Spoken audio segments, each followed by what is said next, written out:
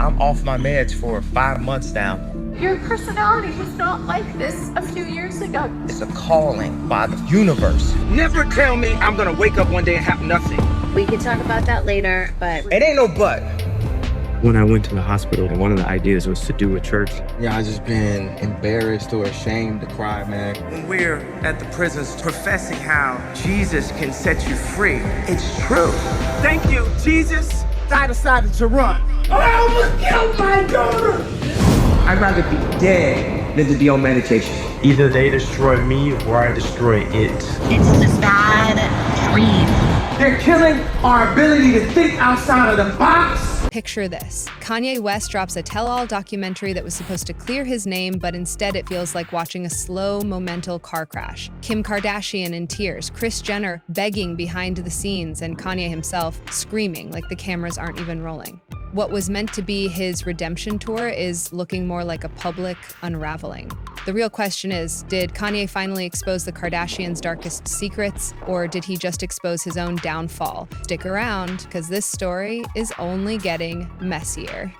Let's roll it back to the moment Kanye West's controversies truly began shaping his legacy. The year was 2009, the MTV Video Music Awards. Taylor Swift, just 19 years old, wins Best Female Video for You Belong With Me. She walks on stage, glowing, ready to give her first big VMA speech. Then, out of nowhere, Kanye storms up, grabs the mic, and hits the world with those now infamous words, "I'ma let you finish." But Beyonce had one of the best videos of all time. The crowd froze. Taylor stood there shocked, clutching her award with tears in her eyes. Even Beyonce looked horrified. In that instant, Kanye went from bold truth teller to public villain. Memes spread like wildfire, late-night hosts dragged him, and even President Obama called him a jackass. That wasn't just a viral moment, it was the moment the public turned. For the first time, Kanye's ego had overshadowed his artistry.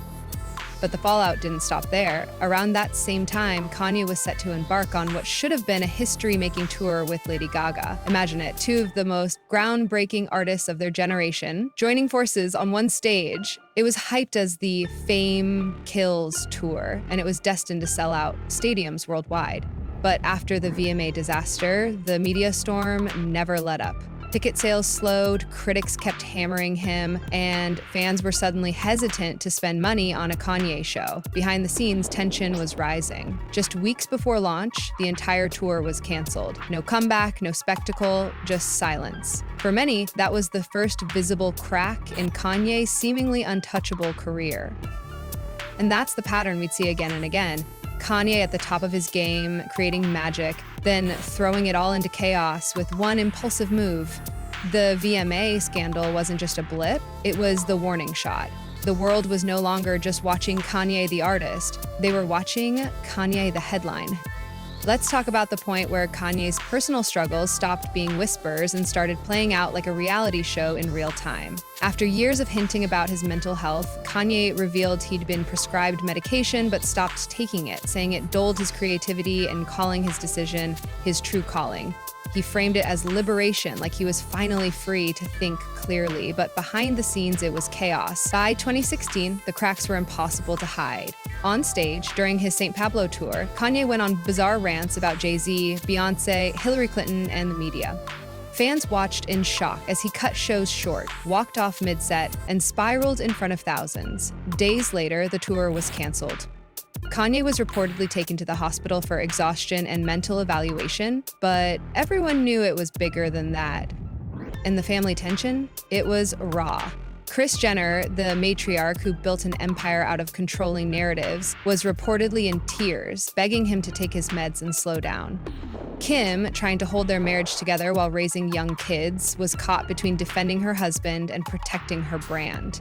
Kanye refused. In one heated moment, he allegedly told people, "I'd rather be dead than medicated." Those words shook everyone. It wasn't just rebellion. It sounded like a man at war with himself. The Kardashians, so used to spinning scandals into storylines, couldn't spin this. For the first time, it felt like the cameras were catching something they couldn't control. A superstar unraveling in public, with his family watching helplessly from the sidelines. This wasn't just drama anymore, it was danger, and it marked the start of the darkest chapter in Kanye's life.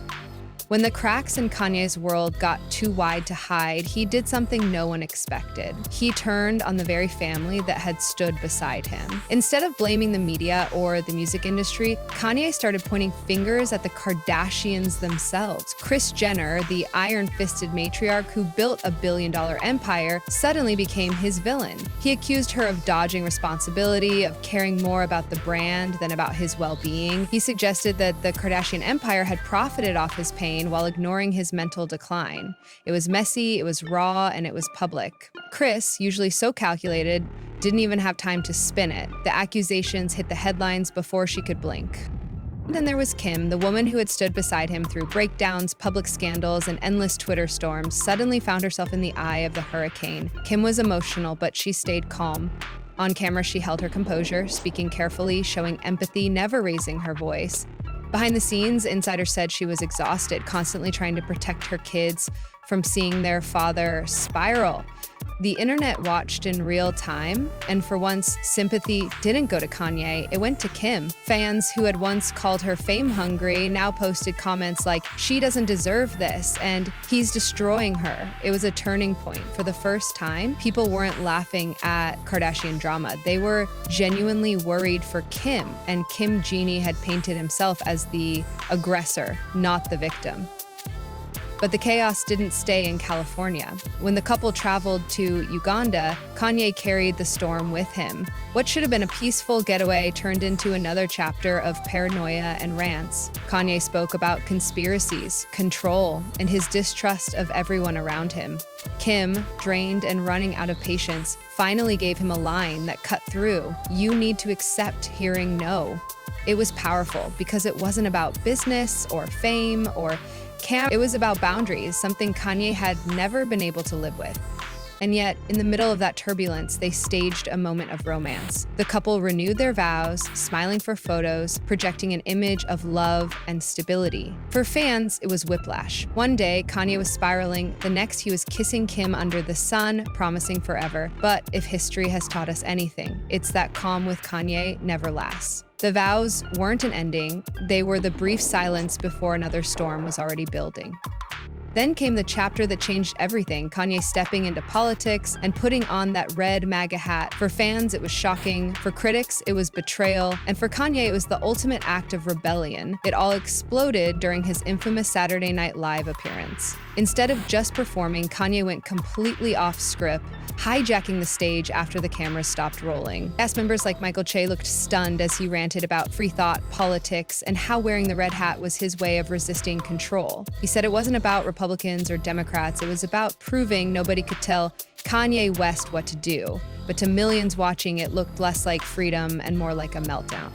And then came the White House moment. Kanye sitting across from Donald Trump in the Oval Office, surrounded by reporters, launching into a rambling, chaotic speech about alternate universes, energy, and even his own fears for his safety. He hugged Trump, cursed mid-sentence, and made headlines around the world. People didn't know if they were watching genius or madness. The internet exploded with memes and outrage. Even longtime fans admitted they didn't recognize him anymore. But Kanye only doubled down. This was the birth of his untouchable mindset. He bragged that no matter what he said, no matter what controversy he caused, companies like Adidas would never dare drop him. He spoke like a man who believed his influence was bulletproof. And around him, only yes men, people who fed his ego, nodded along and told him he was right. The circle of real friends and voices of reason shrank smaller and smaller. Kanye stopped listening, stopped compromising, and started believing he could bend the entire world to his will. For a while, it looked like maybe he could, but the higher he built himself up, the harder the fall that was coming. When the red hat chaos faded, Kanye's next target became the one person who had stood by him through it all, Kim Kardashian. What started as arguments behind closed doors turned into explosive fights that spilled into the public. He began lashing out at Kim online, accusing her of controlling him, criticizing her parenting, and even going after her family. The most shocking moment came when Kanye, during his presidential rally, revealed something deeply personal, that he and Kim had once considered aborting their daughter, North. It was a confession Kim never wanted public, and fans were stunned. It wasn't just oversharing, it was betrayal. From that point on, the marriage was hanging by a thread. By 2021, Kim filed for divorce, calling it the hardest decision of her life. That was the final breaking point. Kanye had turned his own family into enemies, and there was no going back. But if anyone thought the divorce would calm him down, it only fueled his fire. The fallout came fast and brutal. In 2022, Kanye torched his own career with one of the most reckless moves of his life, a series of anti-Semitic comments that shocked the world. Overnight, Adidas, the very company he once bragged would never drop him, cut ties, axing his billion-dollar Yeezy empire. Then came the White Lives Matter shirts he unveiled at Paris Fashion Week. What he thought was a bold statement destroyed his reputation even further. Fans, brands, and entire industries turned their backs. Concert promoters canceled shows. Fashion houses refused to work with him. For the first time in his career, Kanye wasn't just controversial, he was radioactive. What had once made him untouchable now made him unbookable. The same man who built himself into a global icon had burned every bridge in sight. And the world was left wondering if there was even a way back for Kanye West. For once, the internet actually sided with Kim Kardashian. After years of being the family everyone loved to hate, Kim found herself getting sympathy, even from her harshest critics. People began to say she had endured more than anyone should, standing by Kanye through the rants, the breakdowns, the scandals, and the public betrayals.